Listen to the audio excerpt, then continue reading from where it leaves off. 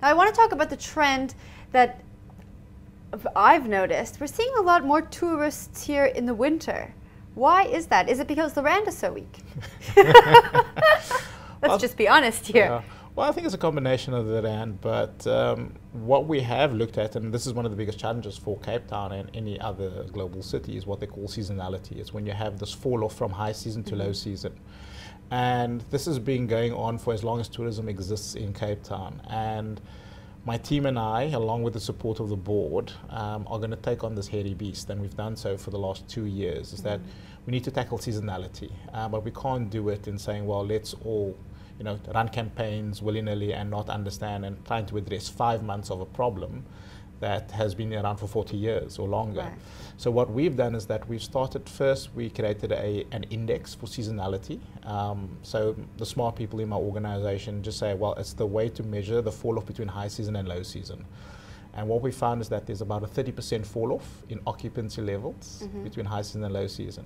So what we need to do is understand where that fall off is, why is it falling off, and then to put our marketing campaigns to directly address that at that time.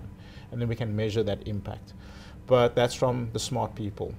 In layman's terms, which I kind of like, is saying the best way to eat this elephant is 1 week at a time. What we're looking at is how do we extend season, because normally after Easter there's this immediate fall off, and we find a lot of events happening and competing for the same traveller with limited occupancy in the city at the same time of year, which is that March, April time of year, and then you go into Easter. And immediately after Easter there's a fall off. What we're saying is if we can extend season, or we can start season earlier, we can start chipping away at this block over time and hopefully address seasonality. But Cape Town Tourism has also put skin in the game. We've, for the first time, or at least the second time now in 2 years, have started focusing on a winter campaign. And this is what we call short city breaks. So what we do is we package experiences as well as accommodation, flights and car hire from 3-star to 5-star, and then we sell that through Thompson's, through retail, etc. And what we found is that we actually outperformed ourselves. We were only looking at a 10% increase. We actually improved it by 20%. So we sold 20% more packages over winter. And it's about the weekends, the short city breaks. From about 3,000 rand, you can come, 4-star accommodation with vehicle hire for the weekend. It includes your return flights. Oh, I wish I didn't live here. And we found the Joburg market has done that, but for the first time this year, we also extended to SADC. So we started selling the packages to countries that are in close proximity to South Africa, because we look at them as a domestic market. They understand the destination a lot better. They may not have the same safety concerns that, let's say, the Europeans would have. What they're coming for is shopping.